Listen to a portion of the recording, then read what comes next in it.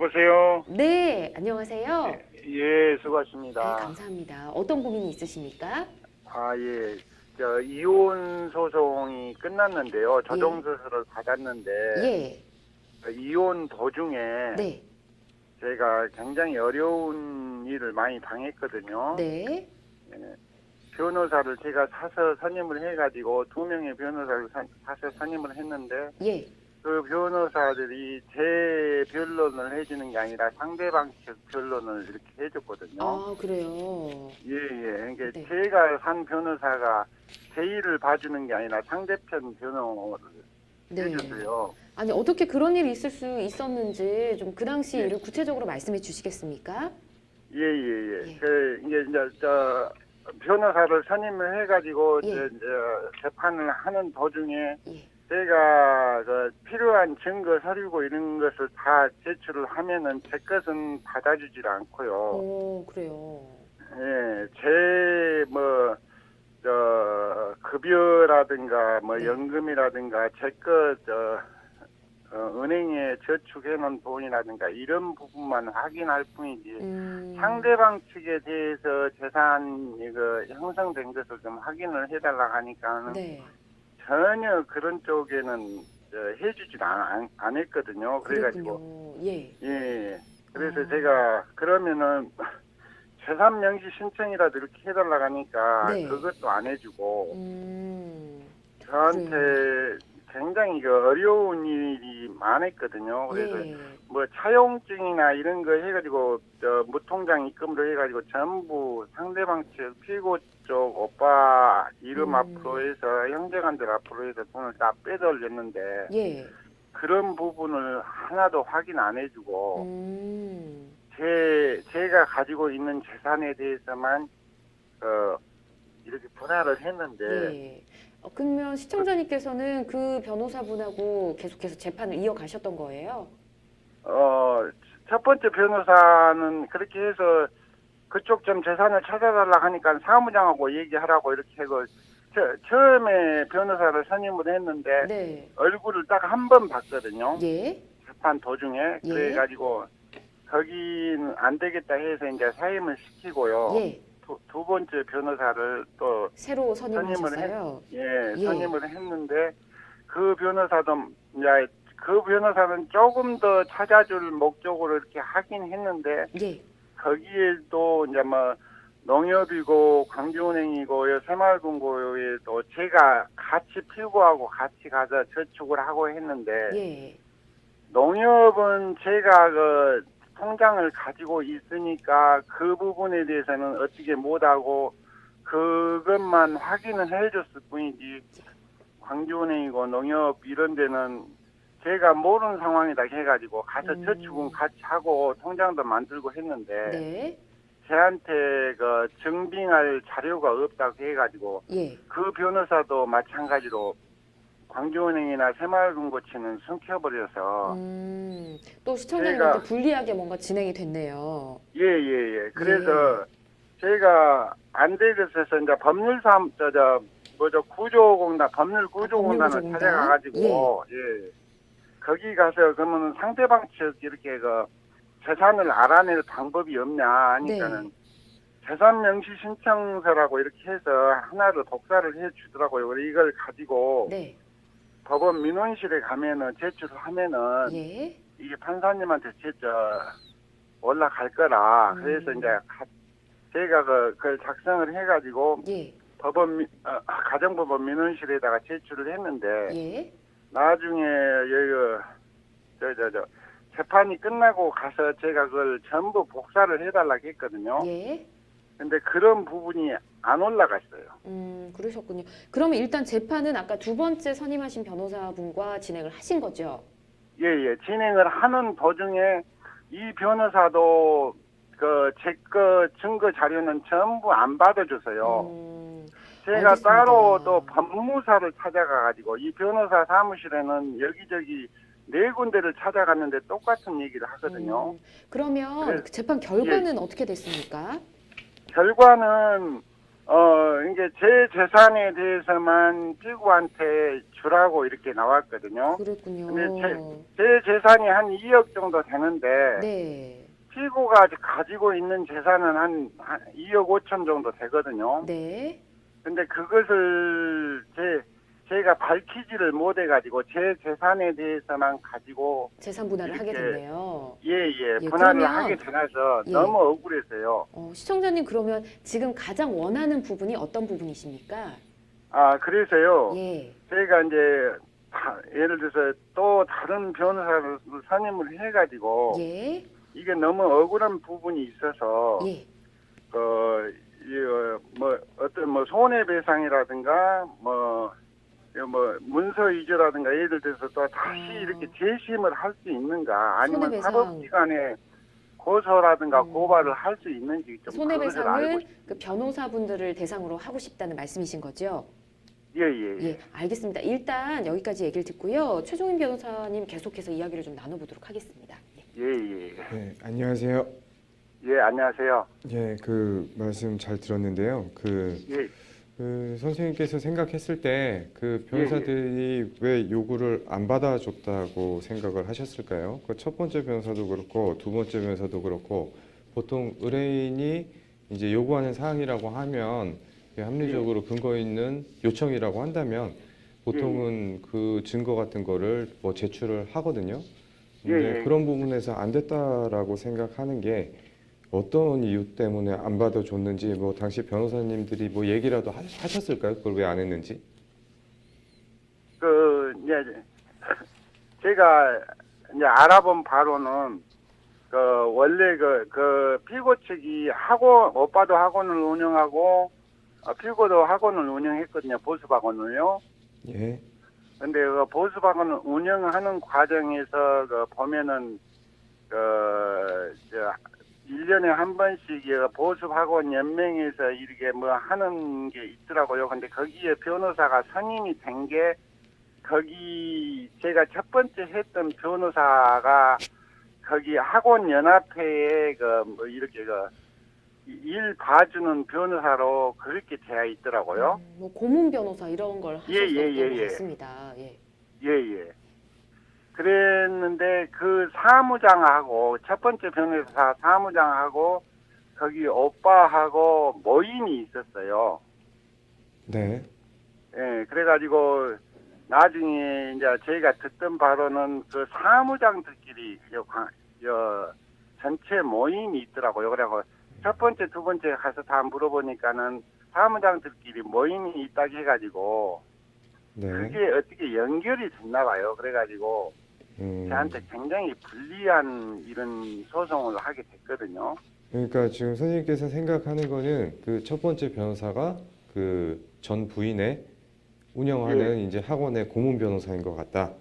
예. 그리고 두 번째 변호사님 같은 경우에는 그 사무장들이 그 전 부인의 그 친오빠 오빠하고 모임을 하고 좀 있어요. 모임을 갖는 친분이 있는 사이다라는 거잖아요, 그렇죠? 네, 뭐 일단은 뭐 그 변호사법이라는 게 있는데 거의 변호사법에서는 이제 당사자 한쪽으로부터 상의를 받아서 수임을 승낙한 사건에 상대방이 위임하는 사건, 동일한 사건인 경우에는 수임을 할 수 없도록 하고 뭐 다른 사건이라고 하더라도 이제 동의가 없다면 수임을 할 수 없도록 하고 있어요.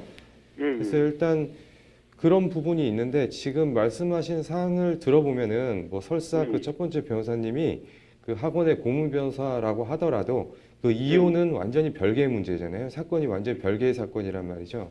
그래서 별개의 사건이기 때문에 이 변호사법에 저촉되는 그런 사안은 아닌 걸로 생각이 들어요.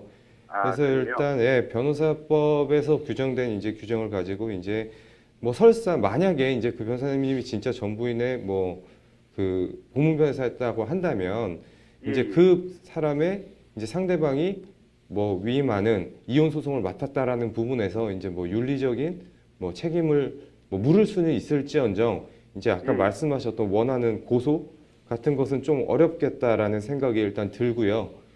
뭐 또 만약에 근데 이제 그 변호사님이나 그 뭐 사무장이나 그런 사람들이 상대방 즉 전 부인 측으로부터 무슨 경제적인 대가를 받고 그 예, 전 부인 쪽에 유리하게 소송을 해줬다라는 예. 명백한 사실이 있고 그게 선생님이 그런 정황이라든지 증거가 있다라고 한다면 예, 그건 뭐 형법적으로는 뭐 업무상 배임죄 이런 게 해당될 수는 있을 거예요. 이론적으로는.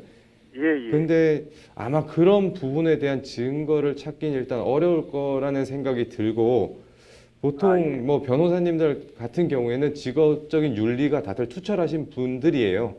예, 그래서 일부러 의뢰인한테 불리한 쪽으로 소송을 진행하지는 않거든요. 그리고 아, 상대방한테 무슨 청탁을 받아가지고서는 소송을 불리하게 한다라고 생각을 하지는 않아요, 저는. 왜냐하면 그렇게 되면은 변호사들 같은 경우에 그런 것들이 적발되면은 뭐 변호사법 위반이 될 수도 있고 그리고 형법적인 문제가 된다면 뭐 자격정지까지도 될 수가 있는 부분이기 때문에 뭐 선생님께서 억울한 마음이 있으시겠지만 아마 제 생각에는 그런 형법적인 문제까지는 없었을 거다라고 일단 생각이 들어요. 그래서 그런 부분에 대해서는 조금 어렵지 않을까라는 일단 생각이 들고요. 예, 뭐 예. 그렇다면 이제 손해배상 청구에 대해서는 한번 검토를 해봐야 될 것 같은데 예, 이제 변호사 위임 계약 같은 변호사 수임을 하는 계약 같은 경우에 위임 계약이에요. 그래서 위임 계약 즉 변호사는 위임 계약을 체결을 하면 그 전문적인 지식을 가진 사람 그리고 풍부한 경험을 가진 사람으로서 이제 의뢰인의 권리를 옹호하기 위해서 최선의 조치를 다해야 된다는 거죠. 근데 그런 부분에서 과실이 있었다. 아까 전에 뭐 선생님께서 말씀을 하셨지만 실질적으로 변호사를 만나본 적이 한 번밖에 없다. 사무장이 모든 업무를 처리했다라고 한다면 그런 부분에 있어서 좀 위임 계약에서 불완전한 부분이 있었을 수는 있겠다라는 생각이 들어요. 그래서 만약에 그런 부분이 있다라고 하면은 이제 위임 계약이 불완전하게 이행됐다라는 이유로 뭐 손해배상 청구를 할 수도 있고 그 손해배상 청구는 이제 위자료 형식으로 하셔야 될 것 같아요. 예, 예. 그리고 뭐 이게 지금 뭐 언제 있었죠? 이게 사건이? 사건은 2016년도에 해가지고요. 네. 2017년도에 4월 달에 조정조서를 받았어요. 그렇죠. 근데 그럼 예. 제가 좀 더 드리고 싶은 말씀은 네네. 그 첫 번째 변호사로 선임을 해가지고 사무장한테 제가 예를 들어서 이제 증빙된 서류를 이렇게 문자로 해서 사진을 보냈는데 네. 그게 바로 또 저한테 그 문자가 또 다시 재반송됐더라고요. 그래서 그 사무장한테 여쭤보니까 네. 뭐 자기 그 사무실 직원한테 보낸다는 것을 다시 저한테 보냈다고. 그때 제가 딱 생각이 드는 게 상대편 변호사한테 보낸다는 것을 저한테 잘못 보낸 것 같거든요. 그래서 왜 그렇게 했냐 하니까는 나중에 거기 사임을 시키고 거기 변호사 뭐라고 하죠 이렇게 원래는 한결 변호사였는데 변호사 사무실이었는데 그게 상호가 바뀌었더라고요. 상호를 내려버리고 또 다른 변호사의 상호를 또 걸었더라고요. 그래서 선생님께서 지금 그런 뭐 사실 그런 의심을 드실 수는 있을 것 같아요. 제 입장에서도 뭐 사건이 원하는 게 잘 이루어지지 않았다라고 한다면 이제 뭐 그런 사진이 반송되고 이런 과정에서 뭔가 의혹이 들 수는 있겠죠. 선생님 이제 내심의 의사로는. 근데 그것만으로 이제 뭐 범죄를 입증하기는 어려울 것 같고 그게 진짜 변호사 사무실에서 실수일 수도 있는 거잖아요. 그래서 그런 것들에 대해서는 일단 잊어버리시는 게 제가 봤을 땐 좋지 않을까 싶고요. 만약에 정말 억울하고 이제 뭐 업무적으로 문제가 있었다라는 생각이 들고 그게 이혼 소송의 결과에 엄청난 영향을 미쳤다라고 생각한다면 뭐 손해배상 청구는 고려할 수는 있겠습니다만 그 부분에 대해서도 뭐 아주 쉽지는 않을 거라는 생각이 들어요. 일단 시간이 좀 지난 것도 있고 뭐 변호사가 불성실하게 변론을 했다라는 게 실질적으로 입증하기는 되게 어려운 문제라는 생각이 들거든요. 그래서 그런 부분에 대해서는 한번 검토는 해보시되 뭐 너무 큰 기대는 안 하시는 게 좋지 않을까라는 생각이 듭니다. 아, 네. 그러면 제가 한 가지 더 여쭤볼게요. 예, 네네. 간단하게 진행해 볼게요. 은행에서 원래 그 은행 기록이 있는데 계좌 거래 내역이 있는데 은행하고 변호사하고 이렇게 해서 저를 이렇게 속였을 때 어떤 그것은 법에 저촉이 안 받나요? 그러니까 변호사님이 그거를 진짜 속였다라고 한다면 아까 말씀드렸던 것처럼 업무상 배임이나 이런 건 될 수 있어요. 그 뭐 예, 예. 상대방한테 어떤 청탁을 받았다라고 생각을 할 수도 있고. 근데 예, 이제 그런 부분에 대해서 명확하게 의혹만으로는 안 된다는 거죠. 아니요, 제가 네. 가서 네. 그래서 광주은행이가 거래 내역이 하나도 없다 해서 예. 제가 피고하고 같이 다니면서 이렇게 저축도 하고 제가 피고 앞으로 몇 년 동안 5년 동안을 이렇게 계좌이체한 것도 있고 해서 제 명의 그러니까 상대방 것은 확인할 방법이 없으니까 이제 제 명의로 된 것만 가서 확인을 했는데 한 4,500만 원이 계속 제 통장에서 피고한테 빠져나간 그 기록을 띄어가지고 가가지고 사무장한테 가니까 사무장이 깜짝 놀라면서 어떻게 확인했냐고 하면서 저한테 대대하는 얘기가 이것은 무고 혐의로 해서 고발할 수 있다는 식으로 해서 협박을 하더라고요, 사무장이요. 뭐 그런 부분에 대해서 뭐 정확하게 어떤 관계가 있었는지 제가 지금 말씀해 주신 것만으로는 좀 파악하기는 어려운데 근데 예. 만약에 협박적으로 느껴지셨다라고 한다면 그 예. 부분에 대해서는 그 사무장님이 잘못을 하신 게 맞겠죠. 예. 근데 제가 뭐 경험해본 바로는 보통 변호사 예. 사무실에서 보통 그런 식으로 업무를 하는 경우를 저는 잘 못 봤어요. 그래서 아, 예. 어떻게 당하셨다라고 어느 정도였을지 제가 좀 감이 상상이 안 되는 부분이 있는데 만약에 그게 정말 억울하다고 하시면은 수사기관에 뭐 수사를 요청을 해보시는 방법을 고려해 보실 수는 있을 것 같아요. 예. 네, 시청자님 좀 답변이 만족스럽지 못하셨을 수도 있겠지만 일단 예, 저희가 얘기를 듣기에는 지금 예. 많은 부분이 뭐 약간 짐작에 의해서 아니면 이랬을 것이다라는 거에 의해서 많이 말씀을 해주셔서 그렇게 생각하시는 부분에 대해서 증거들을 하나씩 다 모으셔서요, 뭐 예, 예. 경찰서에 고발을 하신다든지 이런 방법을 먼저 해보시는 게 좋을 것 같습니다. 근데 지금 예. 말씀해주신 내용만으로는 좀 약간 불확실한 내용들이 많긴 하거든요. 예, 그래서 우선은 이렇게 그럼 답변을 마지막으로 드리겠습니다. 한 가지만 더 여쭤볼게요. 시청자님 너무나 죄송한데 저희가 예. 다음 전화 연결되신 분이 지금 계속 기다리고 있어서 우선 예. 여기까지 답변 드리고요. 혹여나 예. 궁금하신 점 있으시면 아까 제가 말씀드린 대로 증거를 모아서 고소나 고발 한번 해보시고 또 어려우시면 전화 주시기 바랍니다. 예, 알겠습니다. 네. 감사합니다. 네, 고맙습니다.